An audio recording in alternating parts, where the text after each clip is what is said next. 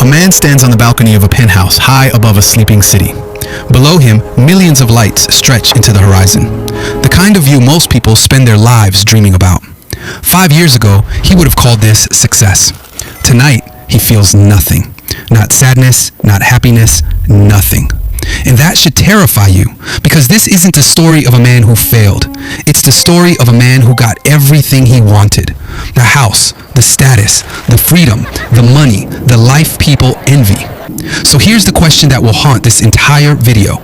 If having more is supposed to make us happier, why do some people feel less alive after getting everything they wanted? At first, the answer seems obvious. Maybe they're ungrateful. Maybe they're spoiled. Maybe they've lost touch with reality. But what if none of those explanations are true? What if something much stranger is happening? What if the human mind was never designed for unlimited abundance? And what if the very thing millions of people are chasing right now contains a hidden psychological trap? A trap so subtle that most people don't notice it until they're already inside it. To understand why, we need to start with a mistake almost everyone makes. A mistake so common that entire lives are built around it. The belief that happiness lives at the finish line. Think back to something you desperately wanted. Maybe it was a car, a promotion, a relationship, a goal you obsessed over for months, maybe years. Remember how important it felt? Remember how convinced you were that everything would change once you got it?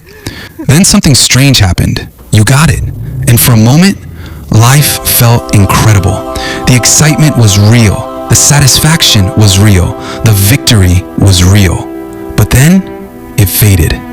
Not because the achievement was meaningless, but because the human brain has a secret most people discover too late. The brain is not designed to stay excited. It's designed to adapt. Psychologists call this hedonic adaptation, but behind that clinical term is a brutal reality. Your mind turns miracles into normality. The dream apartment becomes your apartment. The dream salary becomes your salary. The dream lifestyle becomes your lifestyle. And once that happens, the emotional intensity disappears. Not instantly, gradually, quietly, like a candle burning lower every day. This is where the trap begins, because most people misdiagnose the problem. They assume they need more money, more status, more experiences, more success. But what if the problem isn't that they have too little? What if the problem is that their brain has normalized too much? Hold that thought, because the consequences go far beyond boredom. Imagine you could have anything you wanted. Not eventually, not next year, today. A private flight, a luxury vacation, the rarest watch, the best table in the restaurant, anything. Most people imagine that kind of life as endless excitement, but there's something they rarely consider. Excitement is born from anticipation. Think about childhood, birthdays, holidays, special occasions. Part of the joy wasn't receiving the thing, it was waiting for it, imagining it, wondering about it, looking forward to it. Anticipation amplified emotion. Now imagine removing the weight, removing the uncertainty, removing the anticipation. What happens? At first, life becomes convenient. Then something else happens. Experiences lose weight. The emotional buildup disappears. The reward arrives before desire has time to grow. And without realizing it, people begin consuming experiences faster than they can emotionally process them. This creates a strange phenomenon. The more available something becomes, the less meaningful it feels. And that's where the story takes a darker turn. Because eventually, some people stop asking, what do I want? And start asking, why doesn't anything feel exciting anymore? But luxury changes more than experiences. It changes relationships. And this is where things become uncomfortable. Imagine never knowing why someone is interested in you. Do they like you or your status? Do they respect you or your influence? Would they stay if everything disappeared tomorrow, or would they leave? Most people never have to carry those questions. Some wealthy individuals carry them every day. Every compliment becomes uncertain. Every friendship becomes questionable. Every connection becomes harder to trust. The result isn't always loneliness. It's something stranger, isolation. Because loneliness is being alone. Isolation is feeling alone while surrounded by people. And that difference matters. The circle gets larger. Trust gets smaller. The attention increases. Authenticity becomes harder to find. Slowly, an invisible wall forms between a person and the rest of the world. Not because they built it intentionally, because success built it for them.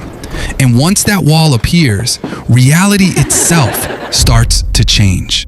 Most people believe wealth removes suffering, and in many ways it does. But suffering isn't the entire story, because human beings don't experience life through comfort alone. They experience life through contrast.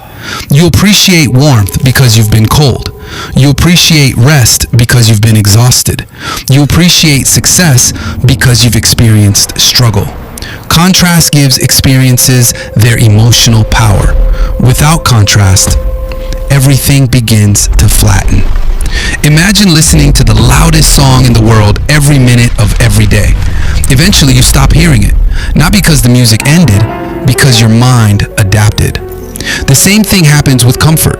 Constant comfort can reduce contrast. Reduced contrast can reduce emotional intensity. And reduced emotional intensity creates a dangerous illusion.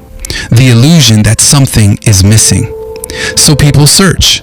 More luxury, more stimulation, more exclusivity, more experiences.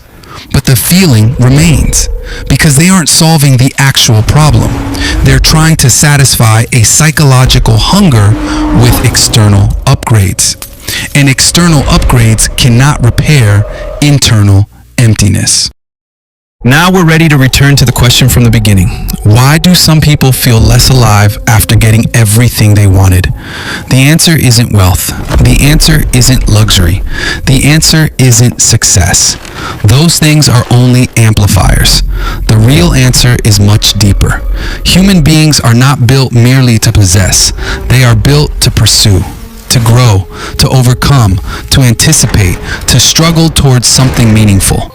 When those elements disappear, life can begin to feel strangely hollow, even when it looks perfect from the outside. This is why the problem isn't limited to billionaires. It's everywhere. Every person who achieves a goal and feels empty afterward. Every person who gets what they wanted and immediately searches for the next thing. Every person who confuses comfort with meaning, including us. Maybe this was never a story about rich people. Maybe it was a story about human nature.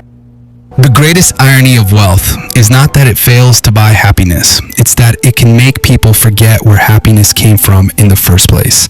Not from possession, not from consumption, not from status, but from purpose, connection, growth, challenge, meaning, the things that give life depth. So if having more isn't the answer, what is? Maybe the answer isn't found in adding something. Maybe it's found in remembering something. That feeling alive was never about having everything. It was about having something worth moving toward. And if that's true, then the most important question isn't how much you own. It's this: what are you still willing to chase? Because the moment nothing matters enough to pursue, the emptiness begins, and no amount of luxury can fill it.